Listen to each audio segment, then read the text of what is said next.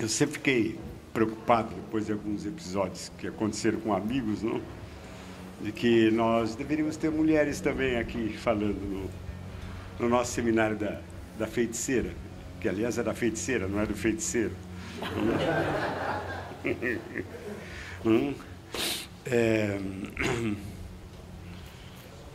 E também me perguntava, né, por que, de fato, são sempre mais homens do que mulheres, não?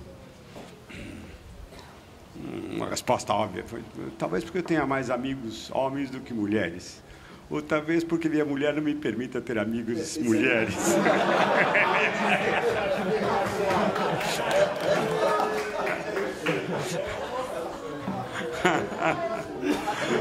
Ela está lá e não ouviu, ainda bem.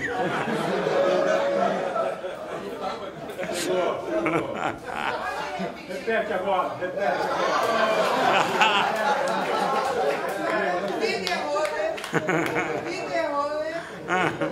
Eu apenas disse... Ela está na dupla jornada. Tá, na dupla jornada, é isso mesmo. Eu estava preparando isso.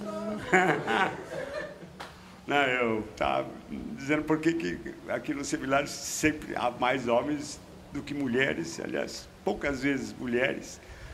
E uma resposta poderia ser porque eu tenho mais amigos homens, e talvez porque a minha mulher não permita que eu tenha amigas mulheres. Ela aplaudiu.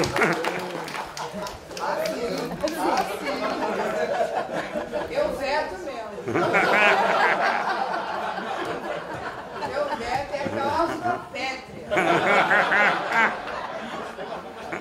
Não tem jurisprudência. Bom,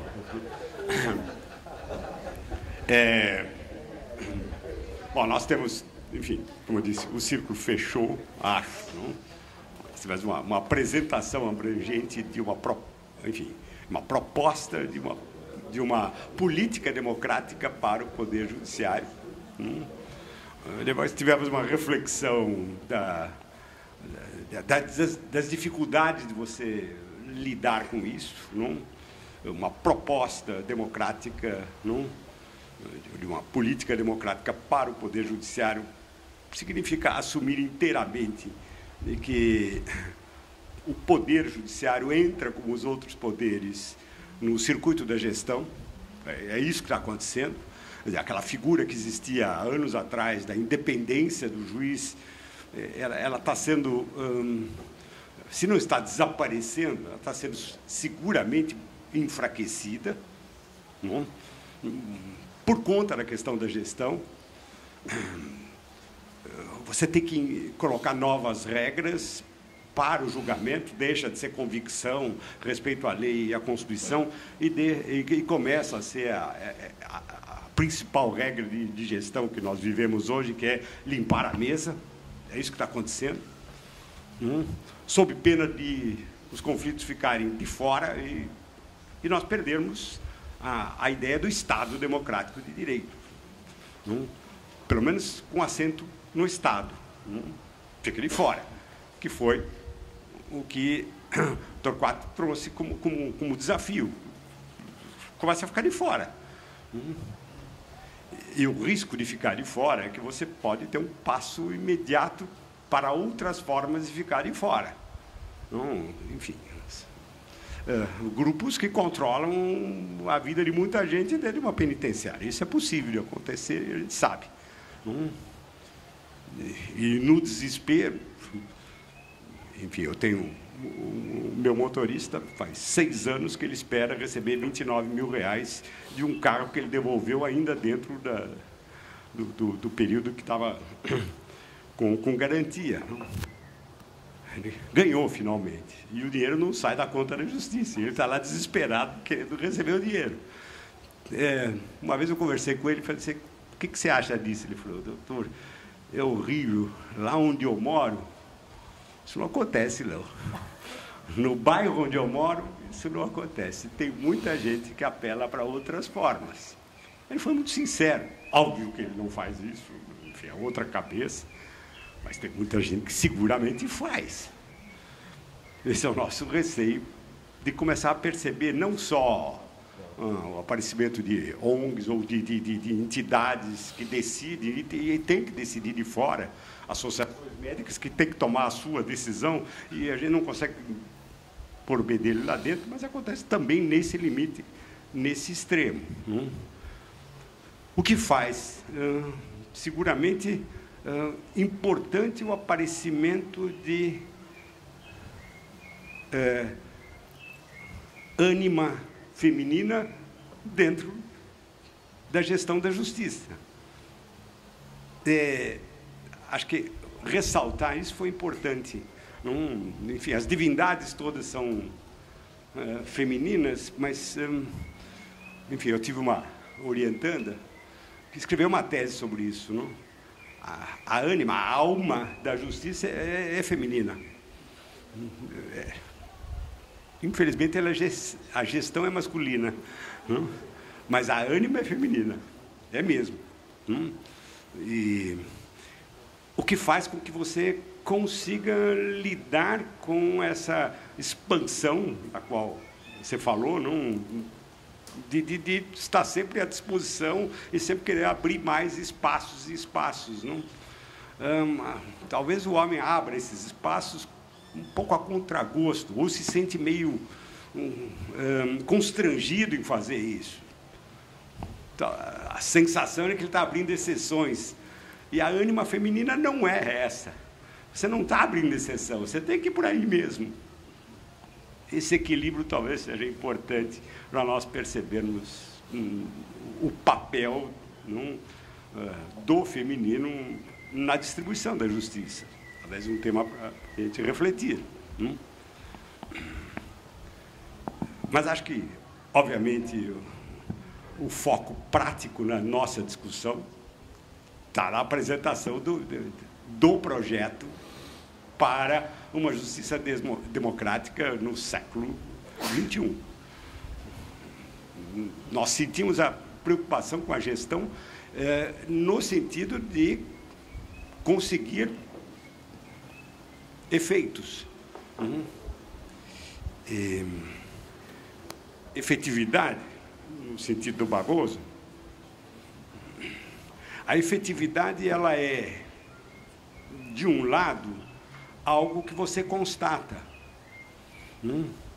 Vale dizer, as condições existem ou não existem e ela ocorre. O desafio é você fazer com que se torne efetivo. Esse é o problema. Quando a gente diz a lei pegou ou não pegou, você está pensando em efetividade. Isso é efetividade, no primeiro sentido. Você constata. O drama é, não pegou, mas então vamos fazer com que pegue. Empurrar. É um outro sentido da efetividade. E esse é o desafio que a gente está vivendo no momento, fortemente. Como fazer isso? Eu acho que as propostas das quais tomamos notícia, ou já sabíamos, nesse momento, foram fundamentais para a gente entender o que está e que pode vir a acontecer. Bom, eu faço esse comentário inicial apenas para juntar as 4 apresentações até agora, não? E abrir para o debate.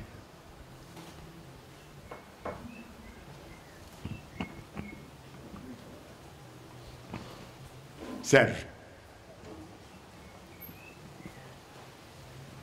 Obrigado, Tércio. Eu faço uma pergunta a Toffoli, na condição de advogado da Bahia, militante na Bahia, e começo com 2 frases, uma muito dita em Brasília e a outra muito dita na Bahia.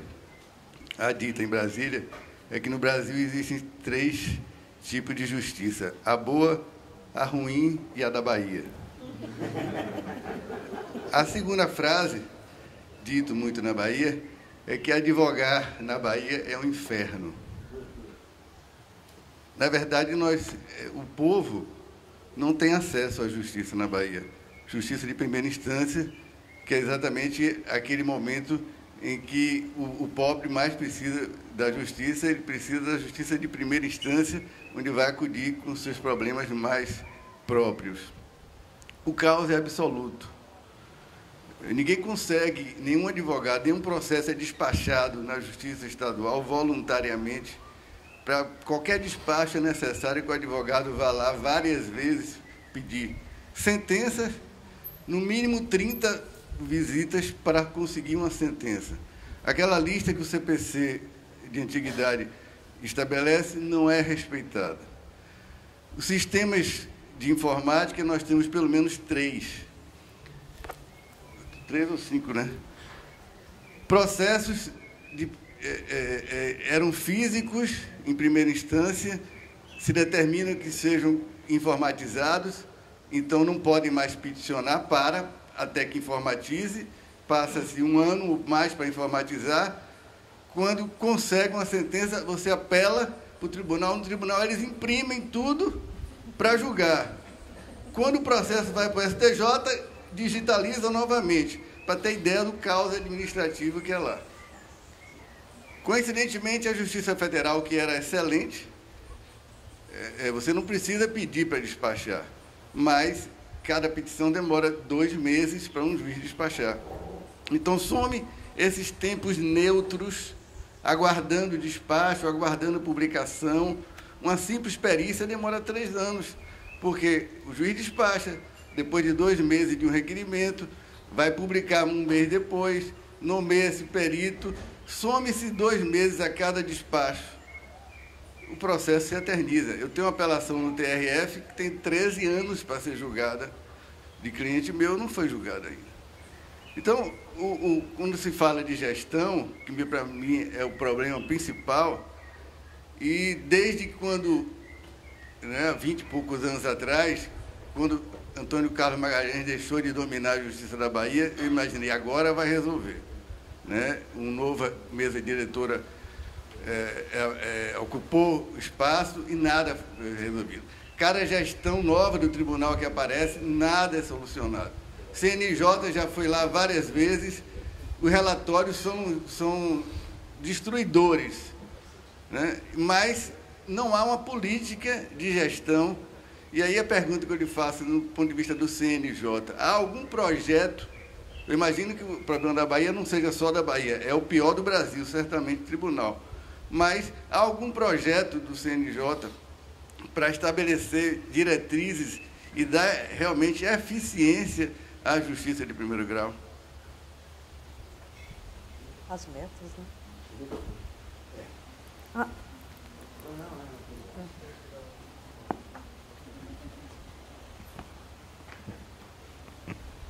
O corregedor anterior, João Otávio de Noronha, ele visitou todos os tribunais de justiça do Brasil. E os relatórios foram feitos e estamos começando agora a julgar eles no CNJ. Eu não tenho todo esse detalhamento que você colocou ainda, em específico sobre a Bahia em si, e o que eu posso dizer de maneira geral é que nós estamos mudando, e vamos ter agora um encontro nacional que trabalha com metas, etc., mas nós estamos mudando as metodologias. A Márcia Hoffmann falou agora há pouco que ela perde 1/3 do tempo dela para fazer relatórios. E muitas vezes esses relatórios, um magistrado coloca ali uma petição que ele coloca o junte-se como decisão. E aí chega a informação para o CNJ que ele deu 5.000 decisões no ano, 6.000 decisões. E muitas vezes ali foi apenas um despacho de mero expediente. Uma coisa é despacho, outra coisa é decisão. Então, a informatização é o veículo melhor para a transparência e nós vamos investir nisso e trabalhar nisso. Não adianta, porque os relatórios, eles... com certeza a Márcia faz um relatório correto, honesto, certinho, mas nem todos fazem. Nem todos fazem. Então, muitas vezes... E a forma, por exemplo, nós temos aí a premiação de tribunais, etc., e o atual secretário-geral do CNJ, que é desembargador em São Paulo, Carlos Adamec, ele foi assistente do Noronha nos últimos 2 anos, e eu levei ele, já tinha trabalhado comigo no Supremo e no TSE também, para ser o secretário-geral do CNJ. E nos últimos 2 anos, cumulando função como desembargador, né, ou seja, trabalhando como desembargador, ele, junto com o Noronha, visitaram todos os estados do Brasil, todos os tribunais de justiça. Então, nós estamos ali com um cabedal de informação muito importante. Agora, nós vamos ter que trabalhar isso. Trabalhar isso de uma maneira de comando ou de diálogo. Não é? Parece que, como você falou, existem relatórios já feitos no passado, etc., e não surtiram efeitos, muda uma gestão, a gestão passa para outra e não avança numa solução. O que nós temos que fazer é, identificado o problema, procurar o diálogo e construir o diálogo. O que é necessário fazer para resolver este problema, uma vez identificado. Envolver o governo do Estado, tem que envolver o governo do Estado, tem que envolver a magistratura de primeira instância e de segunda instância. Então, eu não saberia te responder de imediato o problema específico da Bahia no detalhamento que você trouxe, nem saber se é verdade ou se não é. Né? Parte do pressuposto da boa-fé, obviamente, né? E também de algumas informações que eu já recebi do próprio Adamec quando foi lá e realmente falou que é muito complicado, é muito difícil. Né? Então, são uns casos que nós temos que dar uma prioridade de solução, até porque a Bahia é um dos maiores estados do ponto de vista populacional, né, do país, do ponto de vista geopolítico, nossa primeira capital, do ponto de vista econômico, é um estado extremamente importante e relevante, um dos maiores estados do ponto de vista de território do país. Então, é algo que realmente temos que priorizar. Né? Nós vamos enfrentar essas questões, tenha certeza disso. Eu não tenho aqui a resposta imediata, mas isso está no radar.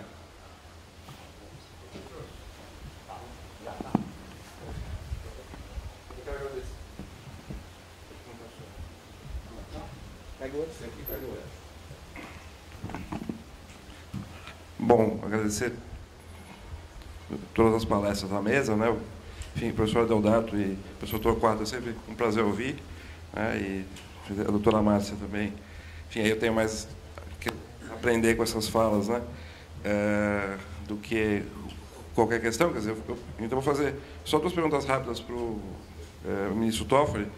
Então, a primeira é, então, quando o senhor fala de retomar a colegialidade, isso soa como música para os ouvidos de quem está escrevendo sobre isso há muito tempo. Eu não sou o único, né, que está discutindo essas questões. Então, quer dizer, sensacional essa sua fala. Mas a minha pergunta é, vocês estão pensando em algum mecanismo para institucionalizar isso? Quer dizer, ou isso ainda é um projeto mais abstrato de retomar? Quer dizer, tem algum tipo de modificação no regimento, alguma modificação legislativa que possa consolidar essa prática e tornar essa prática não só, quer dizer, um projeto extremamente importante, mas enfim, dar alguma espécie de coerção para essa ideia, né? Essa seria a minha primeira questão. E a segunda é, como é que é a sua visão desses mecanismos participativos do Supremo, né? Como o senhor não mencionou no seu projeto, a audiência pública, por exemplo, tem alguma centralidade para o senhor, algum tipo de importância? Até, muitas vezes, os pedidos de vista funcionam como uma oportunidade de ativar a esfera pública para que ela possa se manifestar. Aconteceu no caso, por exemplo, do anencéfalo, né, em que, durante o pedido de vista, a sociedade começou a se manifestar, inclusive foram produzidos vídeos, né, sobre essas questões. Então, que tipo de centralidade o senhor vê nesses mecanismos participativos no STF?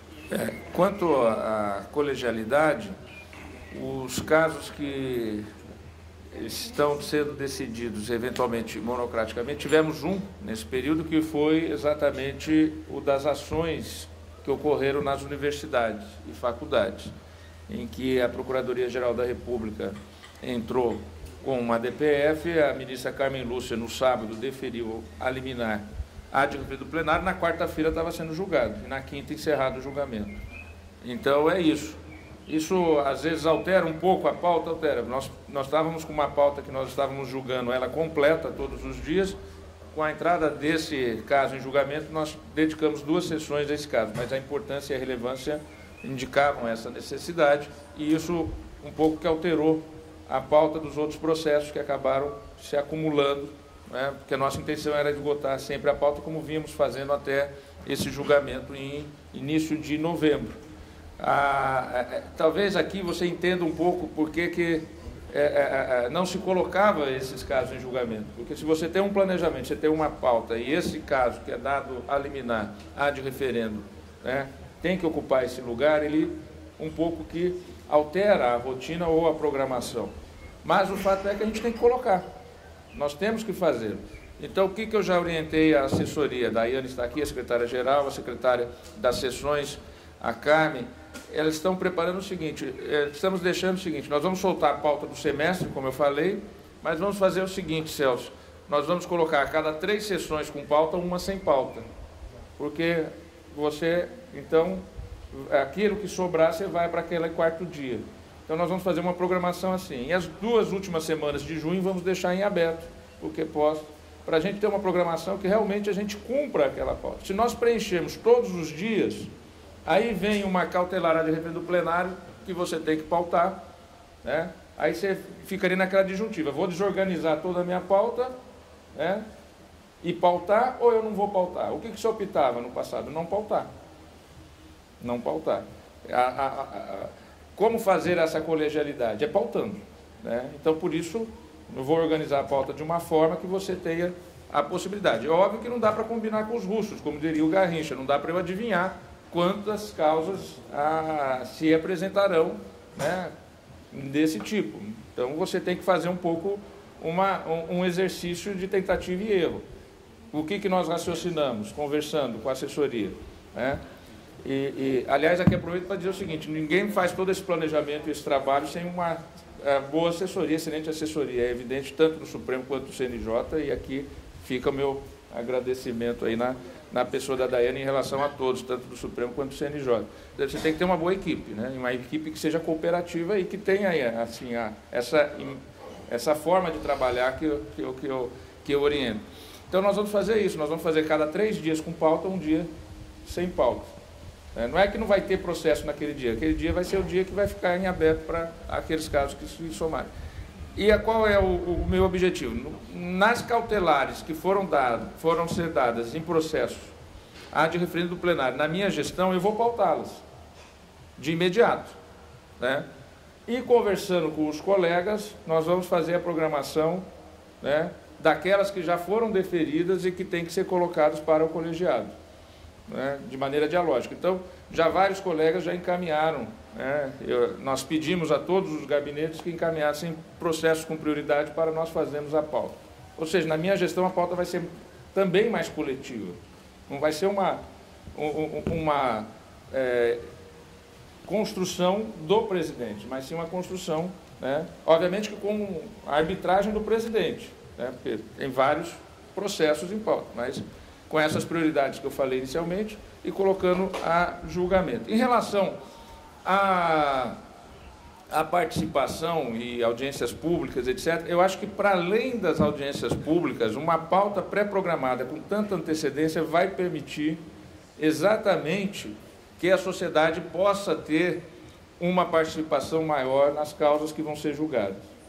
Então, se sabe que vai julgar um tema tributário importante no mês de maio, obviamente que não só as partes, mas, por exemplo, os teóricos, a academia, etc., vão poder refletir sobre aquilo e ver as consequências daquela decisão. Então, os royalties do petróleo, obviamente, vão ser julgados talvez em agosto ou setembro. Você colocando essa programação com antecedência, né, você poderá se programar, as partes, os estados, os municípios envolvidos, formular estudos, pesquisas e dar subsídios para os julgadores.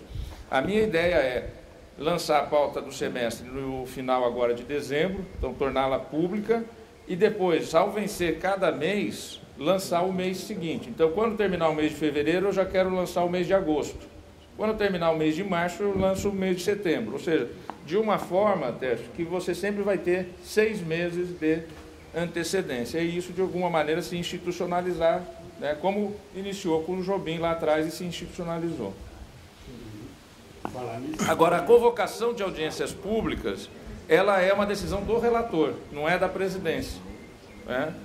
Não é da presidência. Às vezes, você dialoga com os relatores. Eu dialoguei, num caso específico, com um relator a respeito de uma ação que tem liminar deferida relativamente a uma ação de controle concentrado. E disse, olha, por que não tiramos isso de pauta e você convoca uma audiência pública? Ele ficou de analisar, de pensar a respeito disso, que é um tema que envolve a sociedade. Né? O que pode o presidente fazer é isso, é sugerir, né? Mas a decisão é sempre do relator. Vou pedir desculpa aos demais membros da mesa, mas vou falar sobre o assunto do Toffoli. Quando eu entrei na Câmara de Deputados, a primeira frase que eu ouvi foi o seguinte: qualquer barbaridade no Brasil nunca será novidade, o que já aconteceu na Bahia. Não é assim? A Bahia tem precedente. Muito.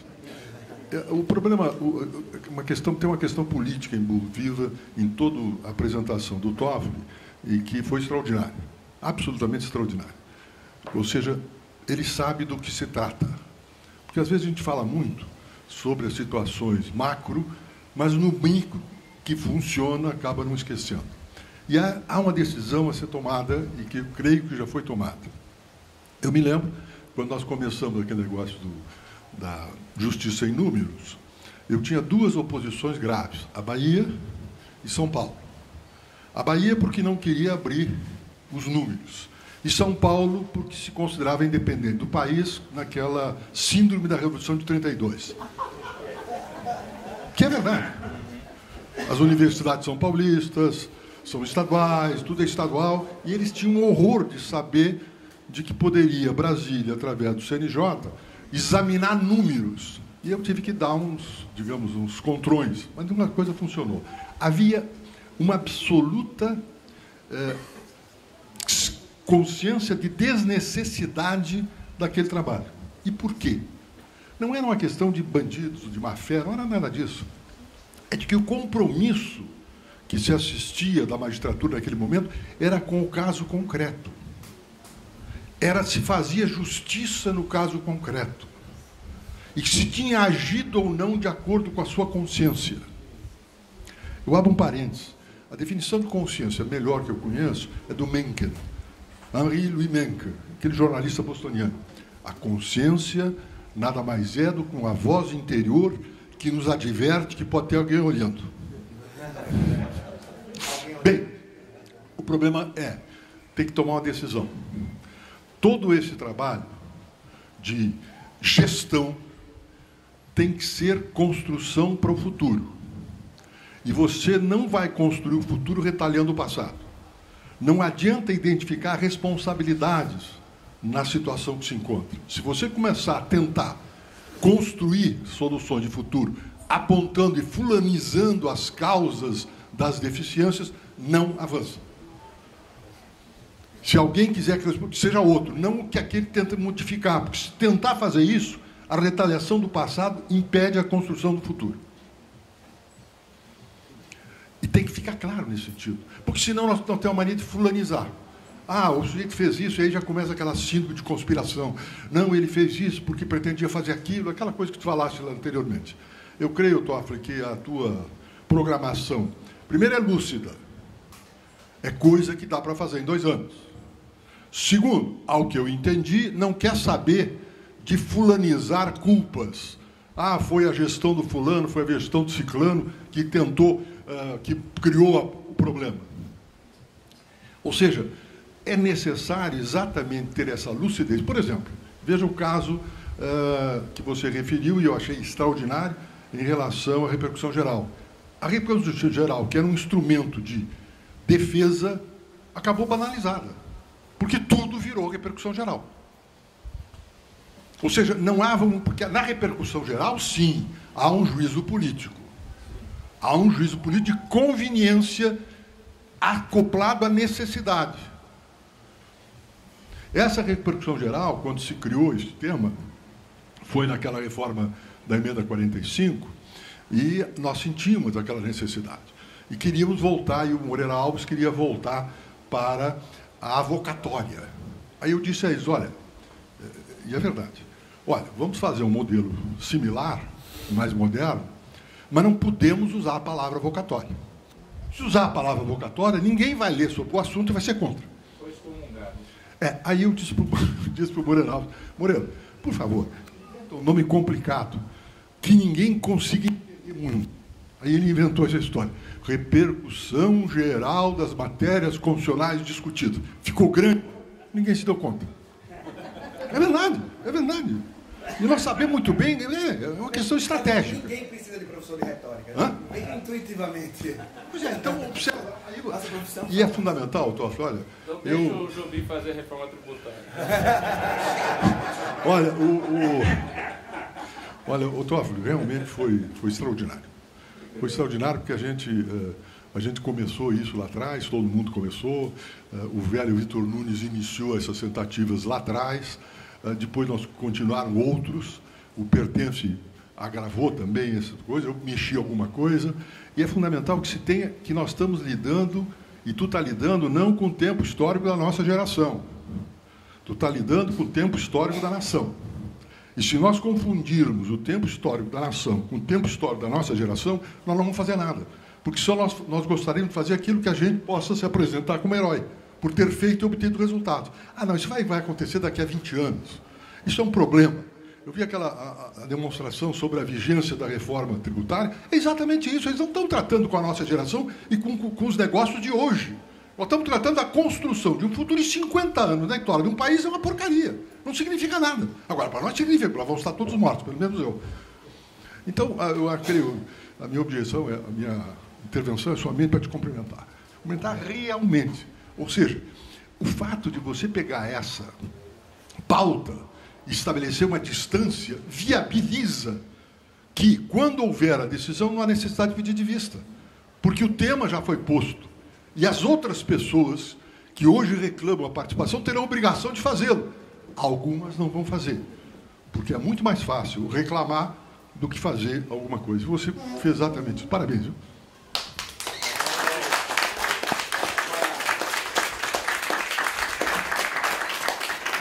Eu agradeço, fico emocionado, mas fazendo justiça também ao Nelson, eu era advogado privado e ele assumiu a presidência do Supremo, Joaquim, quando ele contratou a GV, contratou, acho que a Fundação Falcone também, né? Contratou as duas para fazerem estudos de gestão, ele me chamava para participar das reuniões. Chamava para participar das reuniões. E eu acompanhava aquelas reuniões, quando você falou que ia organizar a pauta, etc. Então, nada é por acaso, né? Eu tive aqui 2 professores que eu já citei, que são maravilhosos, Tércio e Celso. Então, a vida é isso, ninguém faz as coisas se não é um conjunto de história, de trabalho e de visão. E essa questão, por exemplo, que você tocaste do retalhar o passado, o João Otávio Noronha foi muito criticado por um dado colunista da Folha de São Paulo. Mas ele faz os relatórios e não coloca a voto, né? E não coloca a voto. Porque realmente não adianta você votar ali as retaliações. Não adianta você levar ali e retalhar o passado, retalhar o que ocorreu. A partir daqueles relatórios, Sérgio, é construir o futuro. É construir exatamente o futuro. Onde que está o problema? Senão eu vou perder energia, vou perder tempo tentando abrir um procedimento contra A, B ou C. Aí ele vai dizer que não foi ele, porque ele já recebeu assim de uma presidência anterior, que ele recebeu de uma presidência anterior, que recebeu de uma presidência anterior. Não é? E o problema vai continuar lá. O problema não vai ser solucionado. Então, esse é o trabalho que a gente começou. Também me lembro que quando o Nelson assumiu a presidência, ele envolveu os próximos presidentes. Envolveu a Ellen Grace, envolveu o Gilmar, e já fez uma programação de 6 anos. Eu também, lá, tanto no Supremo quanto no CNJ, uma outra crítica que surge, convocou muito juiz. É que já tem juiz indicado pelo ministro Fux trabalhando lá com a gente. Para quê? Para se envolver nesses projetos. Para já estar acompanhando esses projetos para dar continuidade. E a maioria dessas proposições, desses projetos, eu dialogo com todos, mas eu dialogo mais com aqueles que virão depois. Não é? Então, dialogo com o Fux, dialogo com a Rosa, dialogo com o Barroso, porque vai ser uma sequência. Então, não adianta criar algumas ideias, alguns projetos, etc., que depois não vai ter continuidade. Então, isso é todo algo que é pensado realmente, essa expressão que você falou, não é para uma gestão, não é para um dia, é um projeto realmente maior que, né, eu penso que vai dar certo. Tem que pensar, e eu acho que vai dar certo.